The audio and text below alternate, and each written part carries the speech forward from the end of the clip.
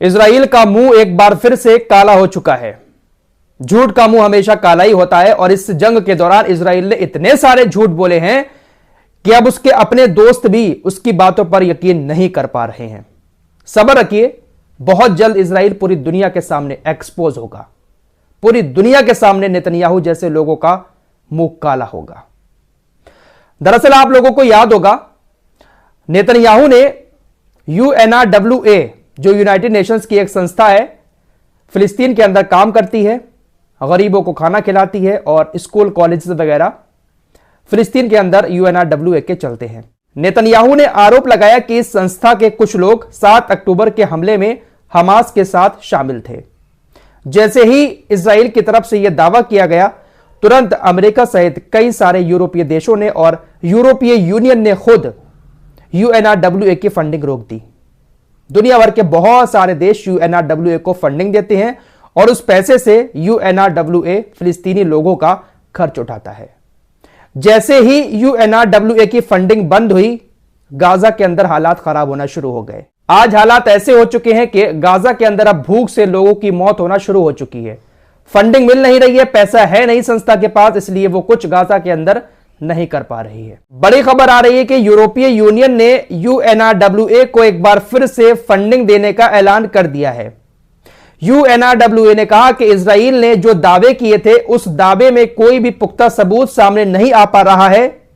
Israel के इन दावों पर हमें शक है, लिहाजा हम UNRWA की फंडिंग एक बार फिर से रिज्यूम करते हैं। इजराइल का झूठ उसके ही दोस्तों ने बेनकाब कर दिया। यूरोपीय यूनियन ने साफ कह दिया कि अभी तक कोई भी सबूत इजराइल पेश नहीं कर पाया है, इसलिए हम UNRWA की फंडिंग एक बार फिर से शुरू करेंगे। अब देखने वाली बात होगी कि अमेरिका जैसे देशों ने जो एक दिन के अंदर ही फंडिंग बंद कर दी थी, क्या फंडिंग को रिलीज करेगा। इजराइल ने अब तक जितने भी दावे किए हैं, सारे के सारे दावे झूठे साबित हुए हैं। बहुत जल्द पूरी दुनिया के सामने बहुत बुरी तरह से यह एक्सपोज होने वाला है। एक और खबर आपको बता दूं, कल ही आपको बता चुका हूं कि अमेरिका भी अब गाजा में एयर ड्रॉप करने का प्लान बना रहा है। कल तकरीबन दोपहर 3 बजे से 5 बजे के बीच में गाजा के समय के मुताबिक अमेरिकी वायुसेना ने जॉर्डन की रॉयल वायुसेना के साथ मिलकर एयर ड्रॉप किया। तकरीबन 38,000 खाने के पैकेट ऊपर से गाजा के अंदर फेंके। अमेरिकी वायुसेना ने जॉर्डन की वायुसेना के साथ मिलकर जो 38,000 खाने के पैकेट ऊपर से गिराए थे, वो कुछ इस तरह के पैकेट थे। ये तस्वीरें बेतलाहिया से सामने आई हैं। कुछ चिकन वगैरह इसमें था। तो ये 38,000 पैकेट ऊपर से गिराए गए। अमेरिका कह रहा है कि अभी आगे भी हम और पैकेट गाजा के अंदर गिराएंगे।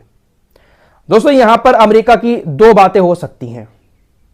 या तो अमेरिका दुनिया के सामने यह दिखाना चाहता है कि देखिए, अगर इजराइल गाजा के लोगों को भूख से तड़पा रहा है तो हम इजराइल के इस काम में इजराइल का साथ नहीं दे रहे हैं, बल्कि हम भूखे लोगों को ऊपर से खाना खिला रहे हैं।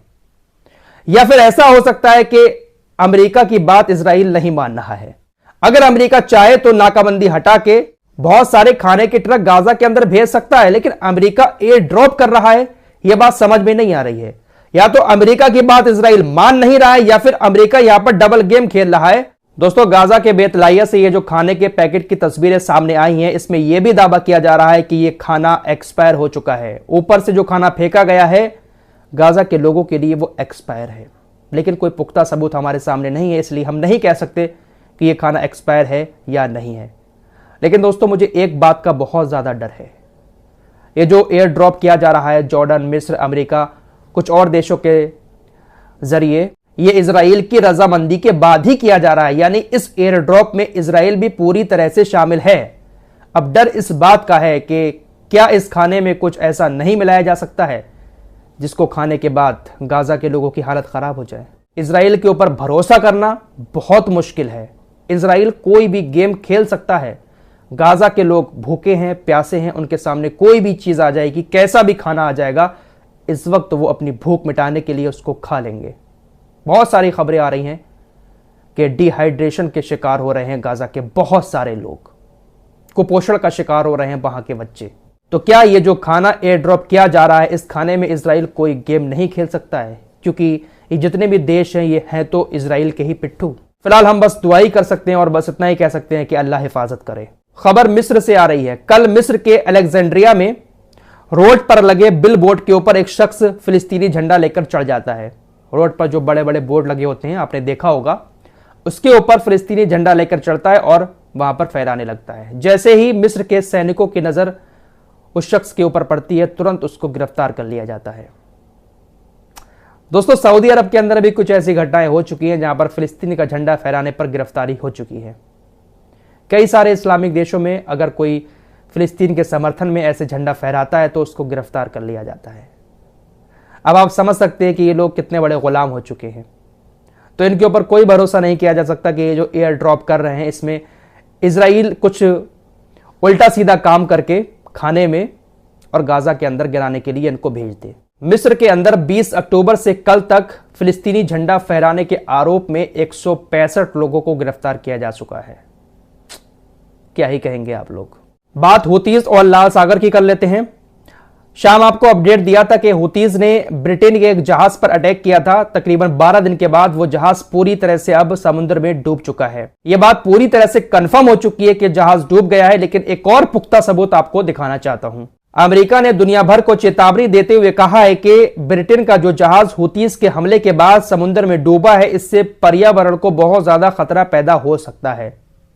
उर्वरक कार्गो जहाज था, यह समुद्र में डूब गया है, जिससे पर्यावरण का खतरा पैदा हो सकता है। यह चेतावनी अमेरिका की तरफ से दी गई है। तो कह सकते हैं कि वाकई में जहाज तो पूरा का पूरा समुद्र में डूबा है। कल रफा के अंदर इजराइल ने हॉस्पिटल के पास एक नरसंहार किया। बहुत सारे लोगों की मौत हो गई, बहुत सारे लोग घायल हो गए। तो रफा के अंदर चुपके चुपके इजराइल रोजाना कुछ ना कुछ हमले कर रहा है। दोस्तों, आपकी स्क्रीन पर ये अमेरिका की एक अधिकारी हैं। किसी किसी का जमीर थोड़ा सा जागता है तो वो सड़क पर निकलकर गाजा के लिए आवाज उठाता है। ऐसा ही इन्होंने कल वॉशिंगटन के अंदर किया। सीजफायर की मांग करते हुए इन्होंने एक प्रदर्शन किया।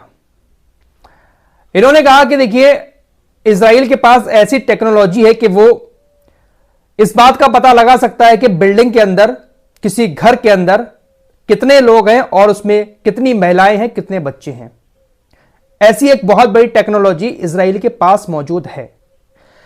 इजरायली सेना जब गाजा के ऊपर अपने एयरक्राफ्ट लेकर पहुंचती है तो वो पता लगा लेती है कि इस बिल्डिंग के अंदर बच्चे हैं, महिलाएं हैं या फिर कौन है। लेकिन इसके बाद भी जानबूझकर उस बिल्डिंग पर हमला करती है जिस घर में ज्यादा से ज्यादा बच्चे मौजूद होते हैं। यानी इजरायली सेना जानबूझकर गाजा के बच्चों को अपने हमलों का शिकार बना रही है। खुले तौर पर यह नरसंहार है, इसलिए गाजा के अंदर सीज फायर होना चाहिए। इसी मांग को लेकर इन्होंने कल वॉशिंगटन डीसी के अंदर विरोध प्रदर्शन किया, सीज फायर की मांग की। फिलहाल इस रिपोर्ट में इतना ही। मिलते हैं कुछ और नई खबरों के साथ। तब तक के लिए अपना ख्याल रखिएगा। अल्लाह हाफिज। दोस्तों, हमारी वीडियो पसंद आए तो फॉलो सब्सक्राइब कीजिए और साथ ही साथ शेयर भी कीजिए। मिलते हैं अगली वीडियो में, तब तक के लिए अपना ख्याल रखें। धन्यवाद।